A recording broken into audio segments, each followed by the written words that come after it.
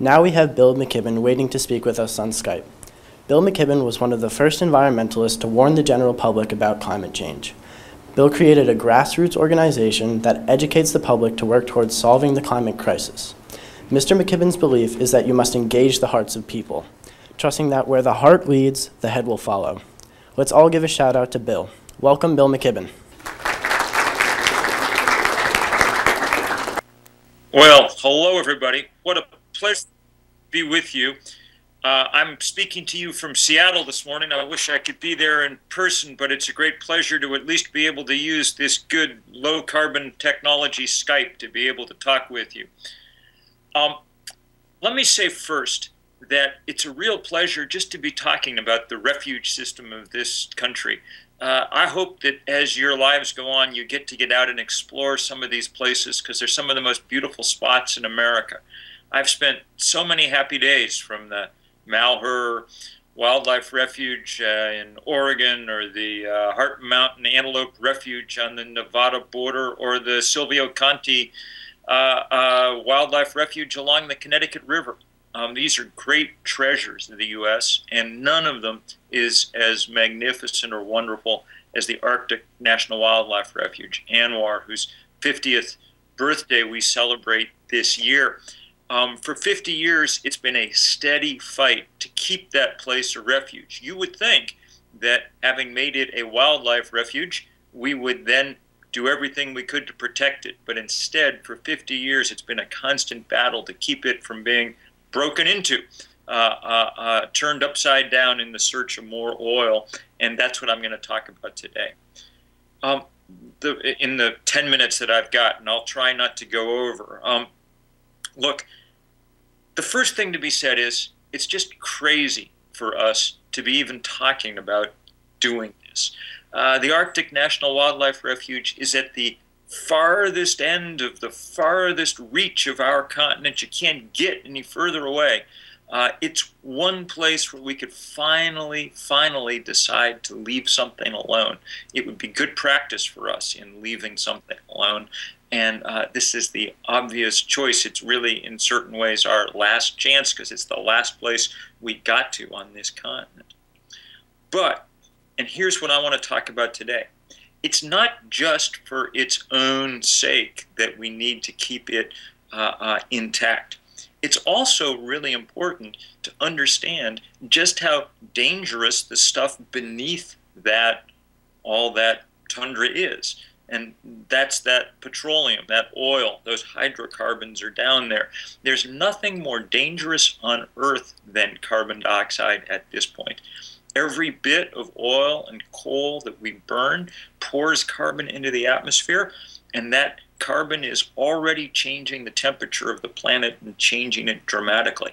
2010 was the warmest year for which we have records, and in the course of that year we saw an astonishing variety of real horrors developing because it was getting so hot. Maybe most dramatically the string of mega floods that included that horrible flood across Pakistan where 4 million people, according to the Red Cross, are still homeless some months later.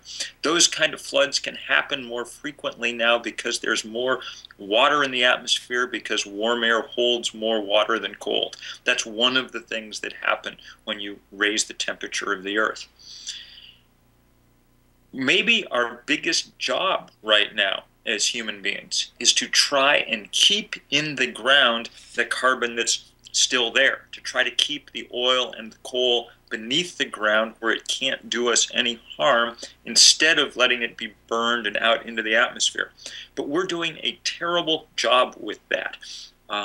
We're thinking about taking the oil out from under ANWR. Just last week, President Obama's Interior Secretary opened a huge chunk of Wyoming to coal mining. And the estimate is that there's enough coal there that it's the equivalent of opening 300 big coal-fired power plants and running them for a year. That's how much carbon it'll pour into the atmosphere. Those are very discouraging developments. Discouraging because they'll lead to this scourge of global warming spreading further and faster.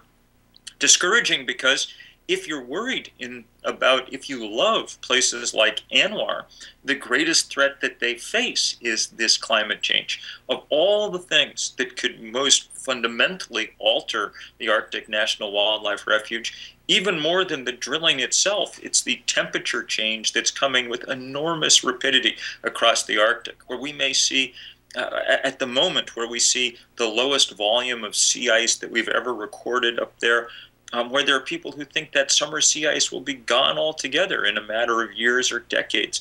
The Arctic changing its character in the most profound ways, in ways that, among other things, will make it impossible for the vast and beautiful assemblages of wildlife, those herds of caribou, to keep doing their thing in those places. This is the biggest fight that human beings have ever been in. And the Arctic National Wildlife Refuge is an important symbolic part of that fight. I can't promise you that we're going to win this fight. The financial power of the fossil fuel industry is so great that it's able time and again to prevent the sort of legislative action that might make some difference. But I can tell you that the fight is well underway and that we need your help in serious fashion.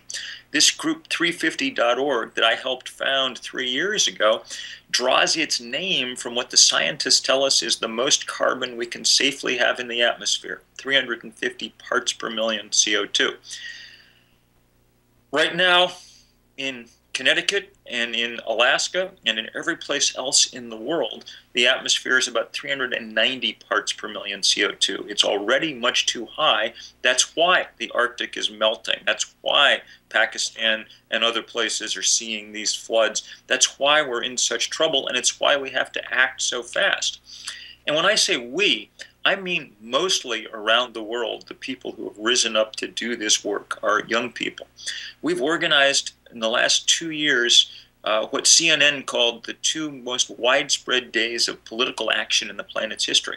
And if you go to 350.org, you'll see some of the 15 or 20,000 pictures in our Flickr account from those demonstrations, 15,000 of them in 188 countries around the world, every country but North Korea. We've been able to do that organizing because all over the planet there are young people, especially, who are waking up and understanding that their future is being put at real risk, real threat. And they're figuring out how to do the kind of political organizing that might allow us to make some progress to keep things from getting any worse than they have to get. There are no promises, frankly. I wish I could tell you that this is all going to come out okay. I can't. At the moment, we're losing and losing badly. The temperature is warming. More carbon is pouring into the atmosphere, and little is being done politically.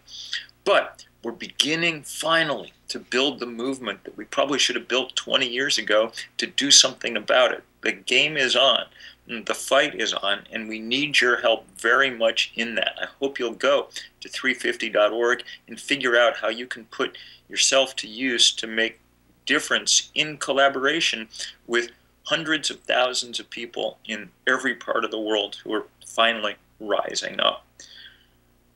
I have more reason, in a sense, for hope than most people, I think. And it's because I've spent most of my adult life in the Adirondack Mountains of upstate New York, where I imagine some of you have visited at one point or another, and I hope all of you get to. It's the one great wilderness of the American East. But you know what? 100 years ago, it was a clear-cut mess.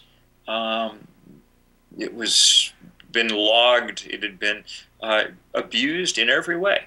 And then people backed off and gave it some room. They treated it the way we should be treating the Arctic National Wildlife Refuge. And nature, once we'd backed off, was able to come in and recover, fill that vacuum pretty powerfully. And now, if you've been there, you know it's a remarkable place that demonstrates the power, the beauty of this planet, just like Anwar or 1,000 other wonderful places now under siege.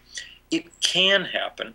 The question of whether it will happen or not is entirely up to us, and it's entirely up to us in the next few years. So my 10 minutes has come to an end. I just want to say thank you to you all for being involved in this. I will look forward very much to fighting side by side in the years ahead as we take on these great battles. Thank you so much.